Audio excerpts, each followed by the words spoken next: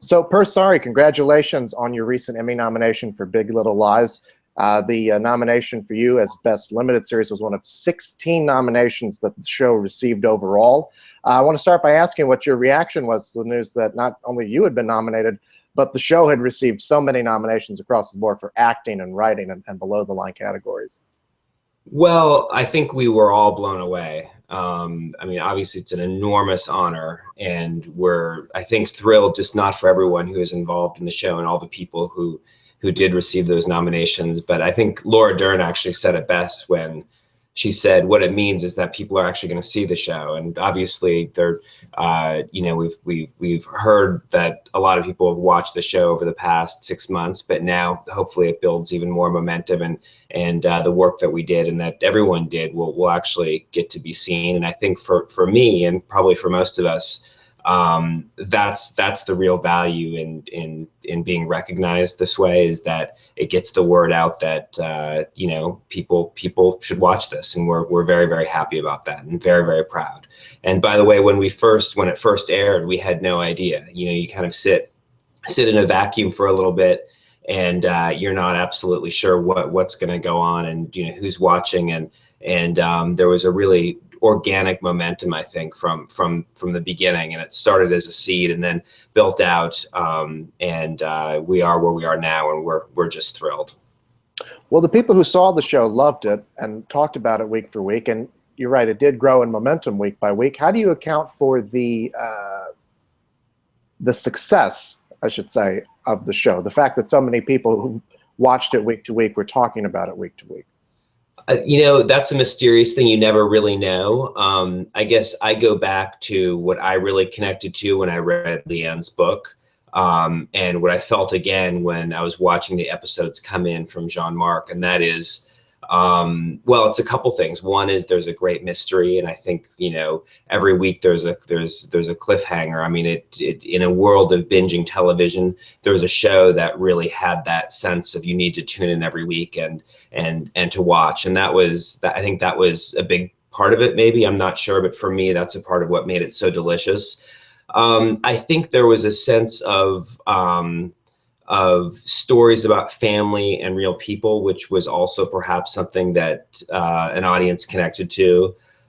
For me, I love these women. I love the you know, the husband, all of the families I really connected to, from when I read the book on to when the series, even when the series, you know, to now, and that to me was a very special thing. I think, you know, the third thing for me, which is what I was feeling on an emotional level, was a sense of camaraderie amongst these people, and a sense of coming together, and compassion.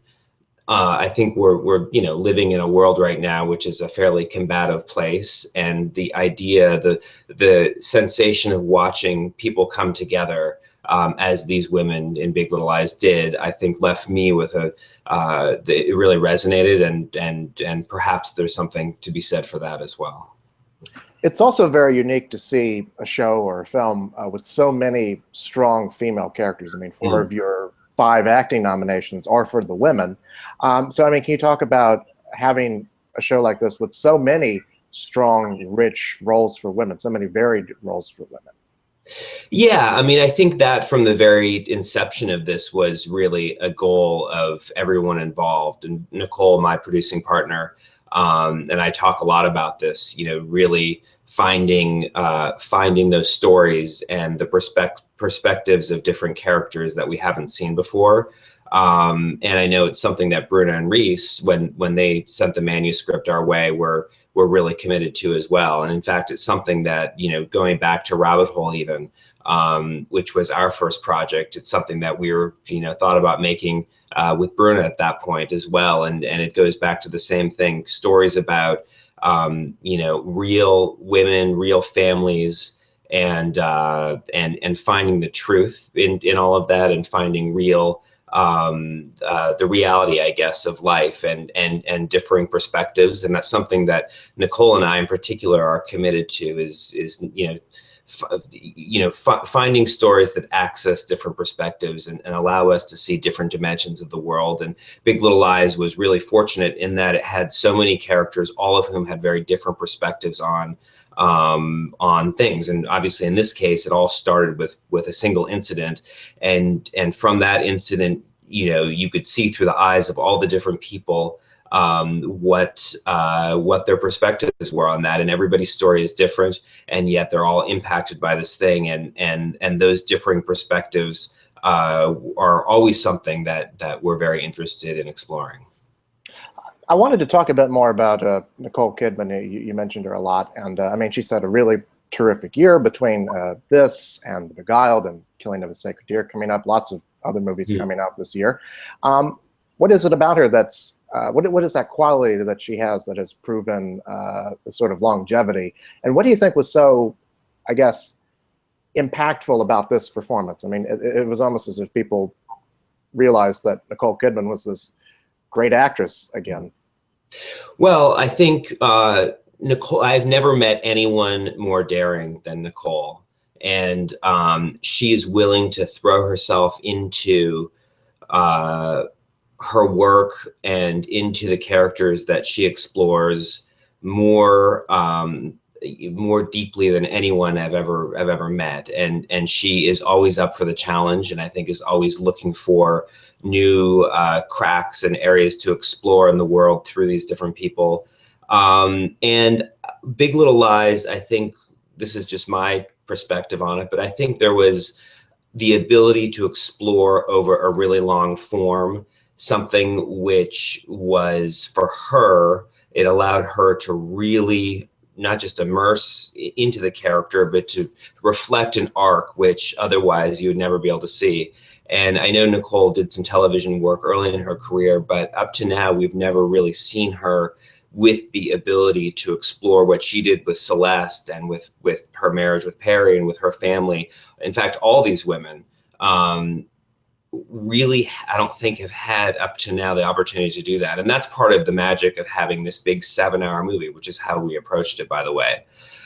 So for Nicole, I think there was an opportunity here to explore. I mean, I keep thinking of Scenes from a Marriage, what Ingmar Bergman did in the 70s with Liv Ullmann, and how beautifully they were able to explore that. That for me was always a goal, and I think this format allows that.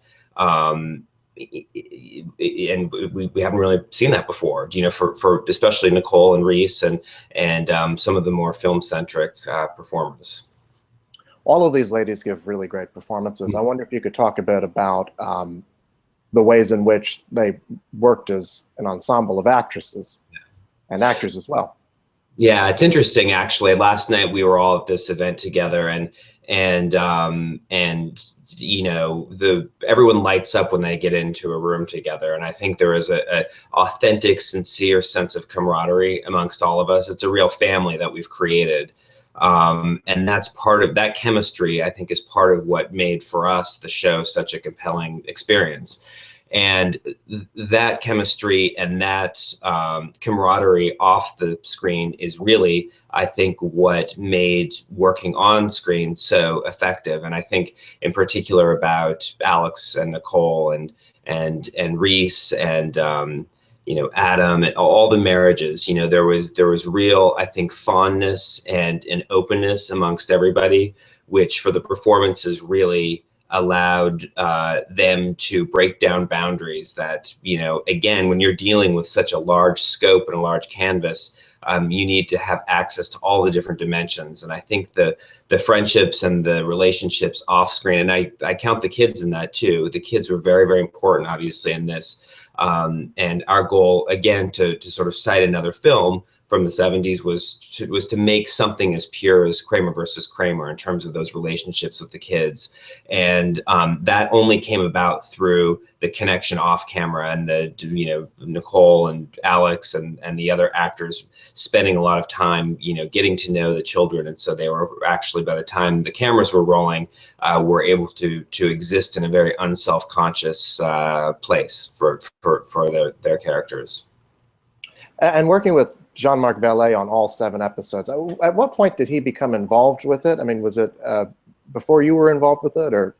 No, just to give you a little backstory as to how it all came together, Reese and Bruna sent the book to Nicole and to me, and then Nicole went to Australia and convinced Leanne Moriarty, the author, to let us run with the book, and from there we met David Kelley, who was passionately involved in the book. I mean, he really wanted to adapt it. So David Kelley came on board. We wrote several scripts with, at that point, HBO. Developed it to that point, and then Reese and Bruna had such an amazing experience working with Jean-Marc on Wild. They sent Big Little Lies to him, and it was just the first 2 scripts, I think, at that point. And Jean-Marc connected immediately and said, I have to become involved. So, really at that point, once we had a filmmaker, everything was greenlit and we could launch into, actually making things. But it happened very, very quickly. And then initially, Jean-Marc was just going to do 2 episodes, possibly 3. And as he, got to know not just the characters, but the whole process of making a 7-part series, he decided that he really had to do it all. And again, our approach was always to make one big 7-hour movie. And that, of course, requires one director, really. I think, at least for us, that's how it worked. And so, at that point, Jean-Marc was really, integral, obviously, in everything we were doing. And once the scripts were written, Jean-Marc was, was able to interpret them and digest them, and then create his whole world from what David Kelley had written. So there was an interesting 3-part process, starting with Leanne, the author, and then David Kelley adapting, and then Jean-Marc, obviously, internalizing and putting it onto the screen his own way. Well, those are all such unique voices, and they're all working consistently on this thing, as you said, like a 7-hour movie. How do you, as a producer, help facilitate the voice of a David E. Kelley, the voice of Jean-Marc Vallée? Well, in this case, not just Jean-Marc and David, but Nicole and Reese and all the people creatively involved are at the top of their game and are astoundingly talented. So in a way, you step back and you let them do their thing. Obviously, when you need to help out or whatever you do, but we were fortunate in that really everyone was working at their very best, and things came in, whether it was scripts or cuts of the series, in really a strong form. So for us, I think as producers, our role was really as a sounding board and kind of a litmus test, and to see when things were or were not working. And generally, they were very, scripts, the drafts, the edits were all very strong. And so, but we're always there as just a little checks and balance thing. But Nicole and I really believe firmly that that the filmmaker's vision is something that's very sacred, and you're there to support that. And every project has a different makeup that way. Some directors and writers really love involvement and love that hands-on thing, and others feel that they create their thing and they want less feedback, and we try to be organic about it. So yeah. I wanted to ask you a question about the setting, because you shoot up in this beautiful Northern California town. What did that add to the story, and were there specific challenges producerially for you guys to shoot there? Sure. Well, initially the book was set in Australia because Leanne Moriarty, the author, is Australian. We wanted to give it a more universal setting, and so David Kelley came up with the idea of Monterey. But the really important thing was that you had a world that was so sparkly and beautiful, and that the ocean was there in all of its, in all of its seductiveness, and yet you needed a volatility. You needed a place that had both sides, just like the characters. You have the surface, which is stunning, and then below the surface you have the craggy rocks and the violence and all of that stuff.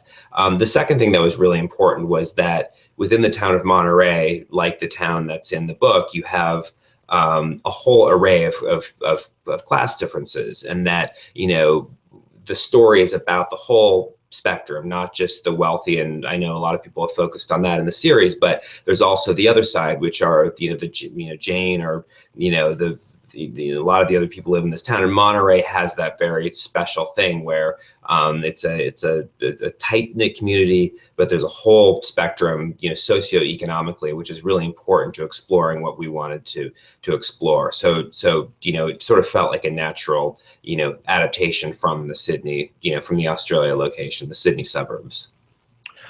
A lot of people have asked about the possibility of a season 2. Is there the possibility that that's going to happen, or what would that even look like, do you think? Well, I mean, what we've decided, and from the beginning, you know, we're very much working from the author's vision, Liane Moriarty, and so she's thinking about it and seeing if there's a way to do something with that. But this was always created with, you know, one season in mind, and if something else comes out of that, then obviously these characters in this world was a gift for all of us, and certainly, you know, we would welcome that. But it's in Leanne's hands, and I think, you know, it would really have to originate with her. And yeah, what a second season looks like, I mean, you know, who knows? But for us, it was really about creating a one unit thing. Like I said, one movie, a 7-hour movie, and then, you know, anything else that comes out of that, who knows? We'll have to see. Well, it's always a good sign when people are wondering what happens to your character historians. So, congratulations once again on the Emmy nominations, and thank you so much for your time. Thank you. I really appreciate it. It was nice to meet you. It was nice to meet you as well. Have a good one. Take care.